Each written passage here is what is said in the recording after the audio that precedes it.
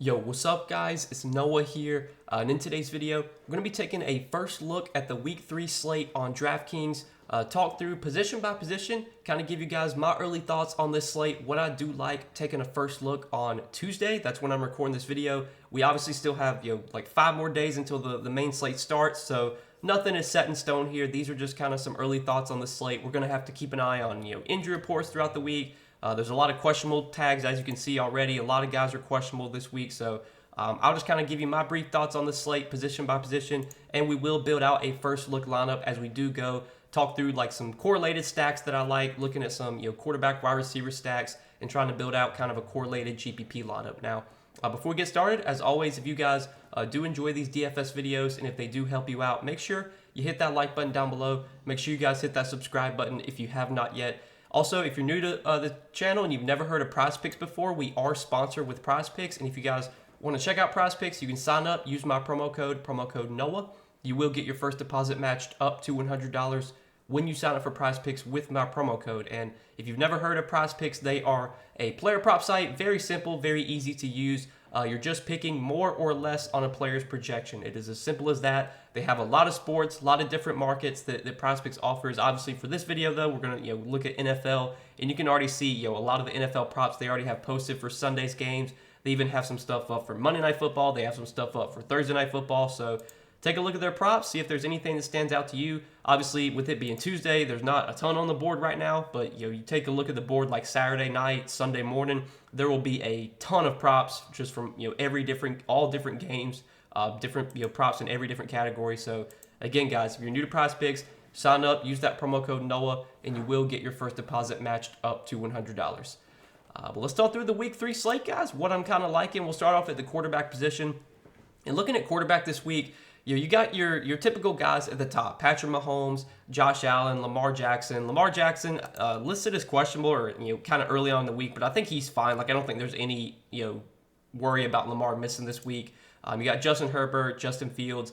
Really want to highlight Justin Herbert here, just because this LAC, this Chargers Minnesota game, this Chargers Vikings game is going to be, I think, probably the best game on the slate in terms of fantasy points expected, points scored. And this cool little tool, I don't know if you guys ever used this tool, but this is a Fantasy Labs Vegas tool. It's free to use. You just go to their website, go to NFL, and then go to Vegas, and you can actually look at like the totals, the spreads for all the games. You can click here under draft, or next to Draftkings. You can actually sort and just show the games on the main slate. So if you're just looking for games on the main slate, the 12 games, you can actually look at all 12 games. You can look at the spreads, the totals, and we can actually sort here by the live totals. And you can see this Chargers Vikings game. Currently, the live total sits at 54 with a close spread as well, a 1-point spread. This is going to be a game I think we're going to have to get some exposure to. Now, I do expect there to be a lot of kind of popular plays in this game, but Herbert really stood out to me early on in the week as kind of the one of the quarterbacks I like. I've been pretty high on Justin Herbert. I think he's been in our first look lineup every week so far this season. But the Chargers offense, they run and gun, they throw the ball a lot, and this is expect to be a really high scoring game. So really like this spot for Justin Herbert at 7,500. He was probably my favorite spin up quarterback kind of early on in the week. You can never go wrong with Mahomes or Lamar or even Josh Allen. But I like the spot a lot for Herbert. And I think Herbert, with him being priced up next to those guys, I think his ownership is going to come in lower, even though it is a really good game environment and it's a really high total game. Patrick Mahomes, Josh Allen, Lamar, those guys are just always going to project better than Justin Herbert, for the most part. So I do like Herbert a lot in GBPs. And then some other options you could look to in this mid-range. On the other side of that Chargers-Vikings game, I don't mind going to Kirk Cousins. We've seen Kirk Cousins show a big ceiling this year. Had 22 DK points week 1, had 32 DK points last week against Philadelphia. He's thrown for over 300 yards in both of his games this season, 4 touchdowns last week.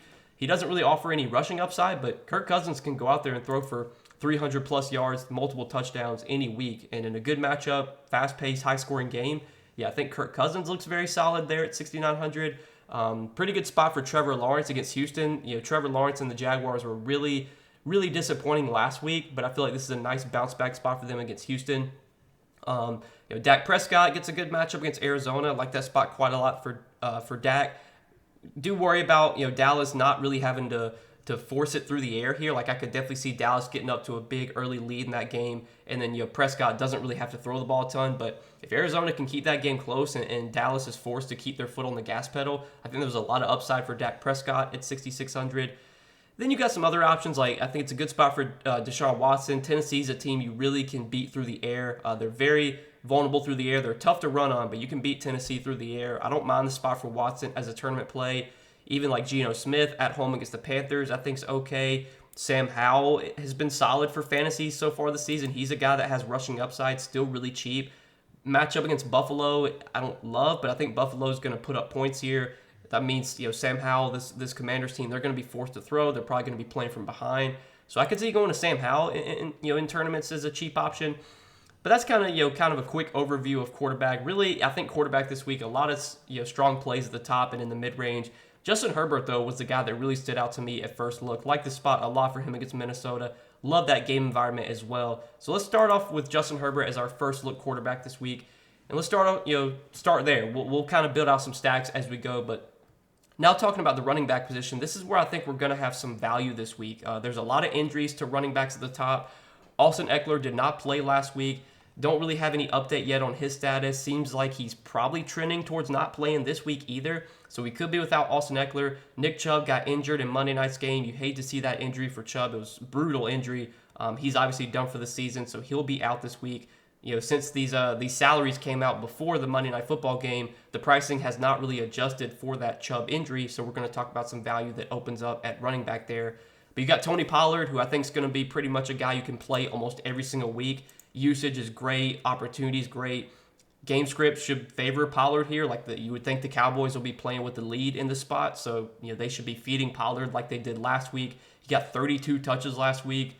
Nothing really negative to say about Tony Pollard. He's going to have a great season, as long as he just stays healthy. Bijan's looked great for the Falcons. This matchup against Detroit historically has been pretty good. Detroit's typically been a team that's really struggled against the run, but I think as of late, the last few seasons, Detroit's been getting better at stopping the run. So I don't know if the matchup's the best for Bijan, but I think at 7,800, he's fine. Derrick Henry should be very low owned this week. Road matchup against Cleveland, low total game. I don't see really anyone going to Derrick Henry, so you could go there in tournaments as a low owned option. We'll have to keep an eye on Travis Etienne's status. He got banged up last week. We'll have to see if he's able to play here. I think he would play. If he does play, great matchup against Houston. We know Houston's a team you can beat on the ground. Aaron Jones didn't play last week. We'll have to see if he's back. Don't know if I'd really want to go to him in a spot against New Orleans, but you could look there. You got Ramondre against the Jets. Don't love that matchup. Jahmyr Gibbs, definitely someone we need to talk about. So last week, we did see David Montgomery go down with an injury. David Montgomery did not return to that game last week. Now, Jahmyr Gibbs did not really see much of a role change even after Montgomery went down. He did get a lot of usage in the passing game, but he still only got 7 carries. They did involve Craig Reynolds after Montgomery went down last week. So now that, if Montgomery were to be out, I don't know if that means we're just going to see Jahmyr Gibbs become a workhorse back. I do think they're going to involve Craig Reynolds, and I think they still have another guy on the roster, or they could probably sign someone or call someone up from the practice squad if they had to. But Detroit does still have Craig Reynolds. I think they did get Zonovan Knight, or maybe he did sign with the practice squad. Or I saw somebody sign Zonovan Knight. I can't remember if it was Detroit or not. But Detroit they like to involve multiple running backs, so I don't know even if Dave Montgomery sits this week. I don't know if that just means Jahmyr Gibbs is going to have this workhorse type role.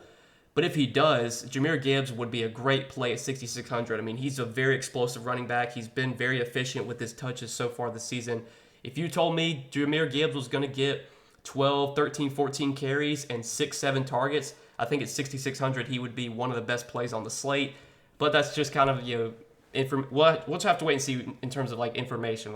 Are we going to get any reports on, I'm sure we're going to get reports on Montgomery, but are we going to get reports on, if Montgomery sits, what Jahmyr Gibbs' role is going to be? We don't really know. But Jahmyr Gibbs, if Montgomery is out, I think will get a boost regardless, and could be a really good play if he gets a big role that we expect him to, or that we want him to, I guess. But some other options we got in this mid-range. Kenneth Walker, 6,200, home matchup against the Panthers. I like that spot quite a bit for Kenneth Walker. Only negative with Kenneth Walker is he doesn't get a ton of usage in the passing game, which is something you want on DraftKings with full PPR scoring. You want running backs that can catch passes. Walker typically not going to catch a ton of passes, but I think this matchup's really good. I think Walker should be very efficient in this matchup against Carolina. So I do have some interest in Kenneth Walker at 6,200. Alexander Mattison I like quite a bit this week. Really good matchup for him against the Chargers. The Chargers last season were one of the worst teams against the run. And I know Mattison so far this season has not been good. He really struggled in that Thursday night game against Philadelphia. He's been very inefficient with his touches, but the usage has still been great. The opportunity has still been there. He's been playing a ton of snaps.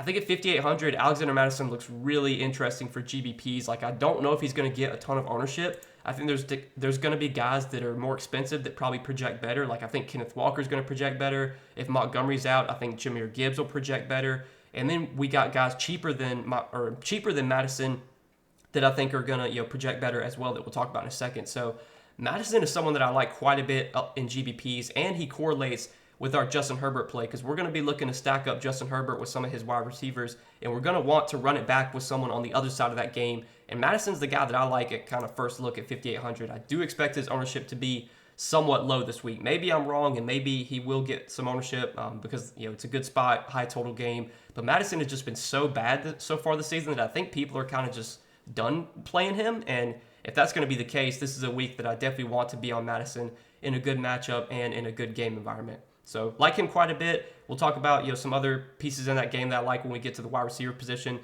But looking at the rest of the running back position, you got Bijan against Buffalo. Don't love that spot. Or not Bijan, but Brian Robinson against Buffalo. Don't love that spot, but Brian Robinson been really good so far this season. A.J. Dillon was pretty bad last week without Aaron Jones, but if Aaron Jones is out again, you do have A.J. Dillon at 5,700. Miles Sanders has had a pretty good role with the Panthers. Panthers offense is not the most exciting offense, but maybe here against Seattle they can put up some points. Miles Sanders could be playable.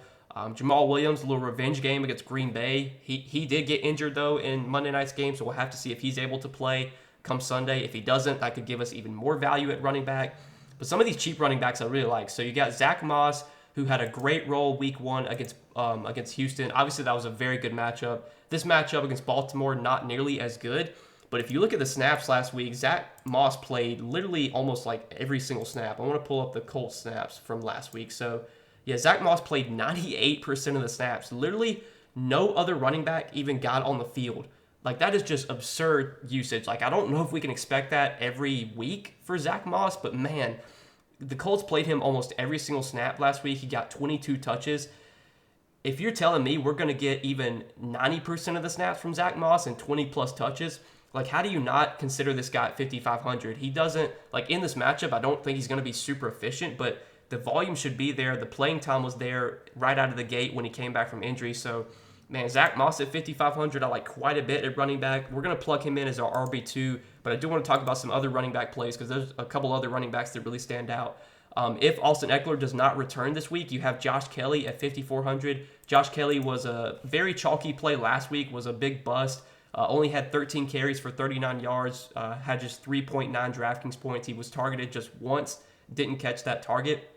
But that was a really tough matchup for Josh Kelly against Tennessee. This is a much better matchup against Minnesota. I'm kind of interested in Josh Kelly here as like a flop lag. I mean, we see this happen all the time where a guy is like massive chalk, they bust, and then the next week nobody plays him and they go off. Like, I feel like that could be Josh Kelly this week, obviously assuming that Austin Eckler doesn't play. So in a much better matchup here, I think Josh Kelly is interesting. I do have some interest in him. And then another cheap running back I want to talk about is Jerome Ford. So we saw in Monday night's game after Nick Chubb went down, Jerome Ford got a lot of opportunity, 16 carries for 106 yards. He also got 4 targets, 3 catches for 25 yards. This is a tough matchup. This is the Josh Kelly matchup from last week. Obviously, like I just said, we saw Josh Kelly be really bad in this matchup against Tennessee. Tennessee has been a very tough team to run on. They've been one of the best run defenses in the NFL just the last few seasons. But we also have a $4,800 running back who probably projects to see close to 20 touches. I don't think there's really any competition behind Jerome Ford unless the Browns go out and sign somebody. Jerome Ford is going to be a workhorse running back heading into this week. So even in a tough matchup at only 4,800, it's really hard to just ignore Jerome Ford here. So he's someone that I do like a lot for value. And I typically like playing 3 running backs on DraftKings. I don't think you have to. You can obviously play four wide receivers. Usually you can go double tight end, but I typically don't do that very often. 3 running backs is the way that I like to go. So let's plug in Jerome Ford into our flex spot. I'm fine doing that. We could obviously change up some things if we wanted to, but Jerome Ford's going to project really well. He's super cheap. I know the matchup's not good, but man, with Nick Chubb out, you would think Jerome Ford's going to get a big workload here, assuming the Browns don't go out and sign somebody this week. They could do that, but I think for now that Jerome Ford's going to be their starter heading into this week 3 game against Tennessee. And then the only other guy that I did want to mention at running back for value is Tony Jones. We did see Tony Jones have a pretty decent game after Jamal Williams went down. He did get 2 rushing touchdowns. He'd be in play for value as well. I think he would come in he'd come in a lot lower owned than Jerome Ford would be. So if you want to pivot off of Jerome Ford, if Jamal Williams does not wind up playing this week, you could go to Tony Jones, who's only 4,500. So a lot of value at running back. There's a lot of ways you can go. You could always pay up here. You could go with like a guy like Tony Pollard or Bijan. But I think this mid-range and cheap, there's a lot of good plays at running back this week. Before we move on to wide receiver, let's plug in a defense real quick for our lineup. I don't really spend too much time on defense. I usually just kind of look for like a cheap home defense. The defense that stood out to me first look was the Jets. They're at home. They're facing the Patriots, an offense that's not very good, a team you don't really expect to put up a ton of points. Mac Jones is a quarterback that'll take sacks. He'll turn the ball over. And the Jets have a very good defense. Their offense is going to probably struggle without Aaron Rodgers, but they have a really good defense. So at 2,800, really like the Jets defense. It's kind of our just plug and play first look defense. But let's talk about wide receiver now. And for wide receiver, man, there's always so many ways you can go. When you're building out GPP lineups, you really want to be focusing on your stacks. So you want to be stacking your quarterback with his wide receivers. So we're obviously going to talk about some Chargers wide receivers that I like this week. But man, you can't go wrong with Justin Jefferson here. Great matchup against the Chargers. Great game environment. High total game. He's super expensive at 9,300, but we have value at running back this week. So I think you can pay up for Justin Jefferson. This is a week where you can actually fit him in. And the dude, it just feels like he crushes every single week. So hard to go against Justin Jefferson. Same with Tyreek Hill. Don't love the matchup nearly as much for Tyreek Hill, but man, Tyreek Hill's just been so good this season. Steph Diggs against Washington, feel like that's a pretty good spot as well. Amon-Ra St. Brown, home matchup against Atlanta, I think is fine. You got CeeDee Lamb against Arizona. Again, I worry about Dallas not really having to push the pace in that game. I worry about Dallas, I don't think Dallas is going to be forced to really air it out. I think they're going to beat that Arizona team pretty easily. But CeeDee Lamb, you could stack him up with Dak Prescott if you wanted to. I think that should be kind of a lower-owned stack in GPPs. And then we got Keenan Allen, who we're definitely going to talk about, pairing him with Justin Herbert. You got Mike Williams, who we'll talk about as well. And then some other wide receivers kind of in that mid-range. Jalen Waddle, we will need to keep an eye on Jalen Waddle's status. That is a pretty important injury. Obviously, Tyreek Hill would get a big boost if Jalen Waddle got ruled out. You would also bring into play some of the other Miami receivers. They're all very cheap. That would definitely give a boost to some of the tight ends as well, like a Durham Smythe. He would be in play for value. We could talk about him when we get to tight end. But you got Calvin Ridley. Bounce back week, I think, for Calvin Ridley. I played Calvin Ridley in my main lineup last week. Obviously, he was a huge disappointment. Like him to bounce back this week in a matchup against Houston. Chris Olave, DK Metcalf, a lot of plays in this wide receiver position, like in the mid-range. But let's look at our stacking. We want to be stacking our quarterback with his wide receivers. I mean, Keenan Allen, first 2 weeks of the season, been great. 34 DK points last week, had a huge game, 8 catches, 111 yards, 2 touchdowns. Targets have been great. To no surprise, Keenan Allen has always been a guy that gets a lot of usage in the passing game, gets a lot of volume. And especially if there's no Austin Eckler once again this week for the Chargers, I mean, this could be a spot where we project Keenan Allen to see 10-plus targets again. So I love Keenan Allen here in a great matchup, in a great game environment. I'm going to be stacking him up with Justin Herbert. And I like double stacking. Double stacking is something that I've been doing a lot more in GBPs. It's something that I didn't really do a ton when I first started playing GBPs, but you see a lot, especially as of late, a lot of the winning GBP lineups have double stacks, quarterbacks with 2 of their pass catchers. And if we're going to be stacking up Herbert with 2 of his pass catchers, we're going to be looking at Keenan Allen and Mike Williams because those are the 2 guys that get a lot of the volume in this offense, especially without Austin Eckler. These are the guys getting a lot of the targets. And we saw 13 targets last week from Mike Williams. Finally had a decent game, 8 catches for 83 yards.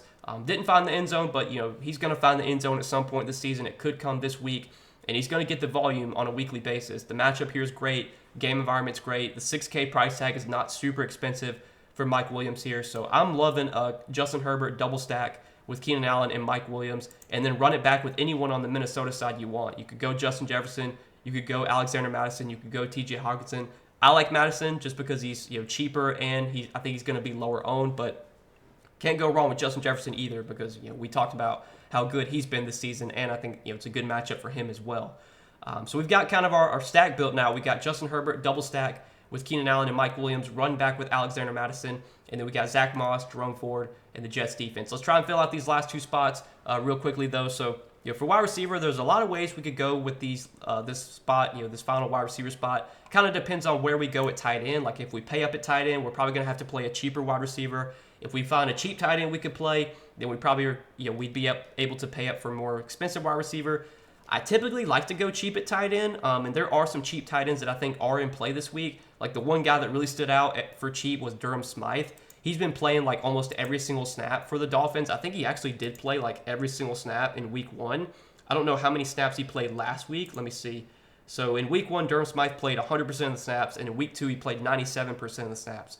I mean, you're getting a tight end playing every single snap for only $2,900, especially if there's no Jalen Waddle. I think that will open up even more targets for Durham Smythe.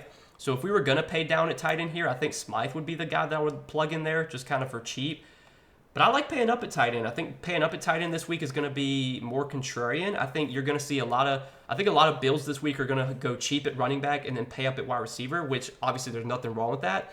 But to get a little different, we can pay up at tight end, and you can never go wrong with Travis Kelce. Kelce was solid in his return, got into the end zone, didn't have a great game, but he did have 4 catches for 26 yards, did have a touchdown to kind of salvage his day.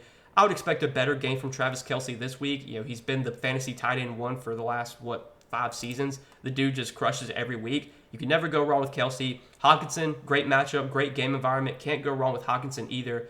But I like Mark Andrews a lot. Mark Andrews in his return got 8 targets, 5 catches for 45 yards, and a touchdown.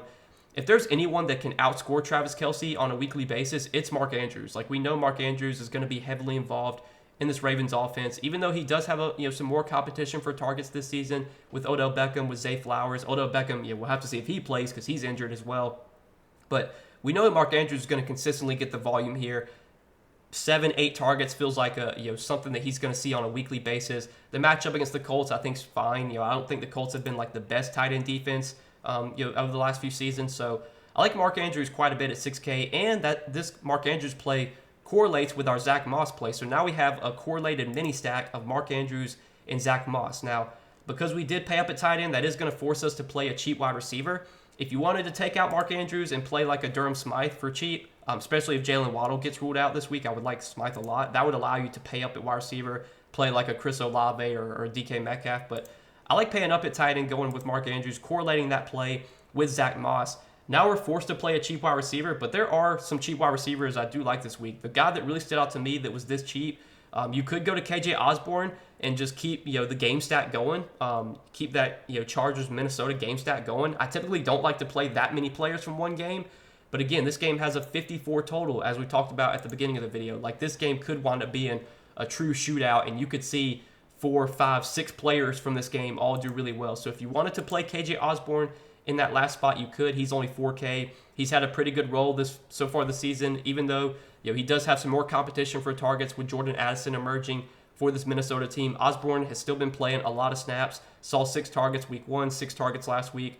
He is in play at 4K for value.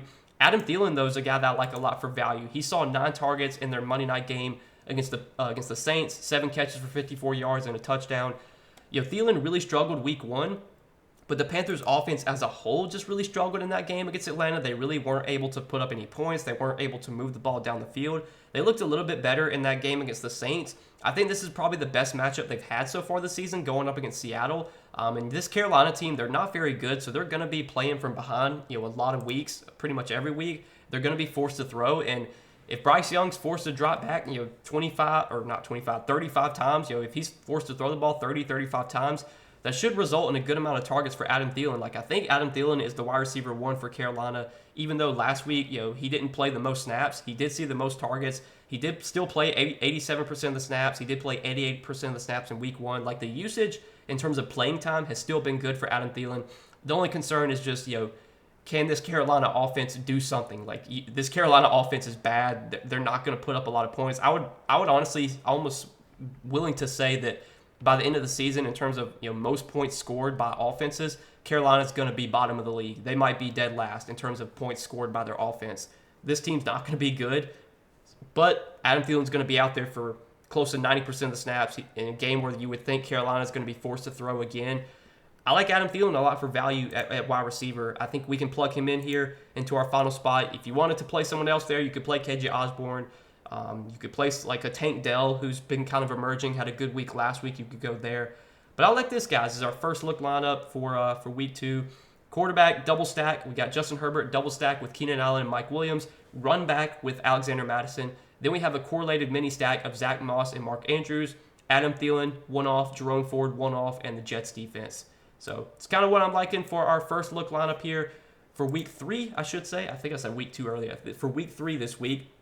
Again, guys, this is a first look, man. I'm recording this video on Tuesday. I haven't done a ton of research this week. These are just me kind of giving my early thoughts on this slate and what stands out to me, right now. Obviously, as the week progresses, we get injury reports. We'll have to keep an eye on that stuff, make sure, all these questionable guys wind up playing. Have a feeling some of these guys that are listed questionable right now probably won't wind up playing, which is going to definitely change up the slate.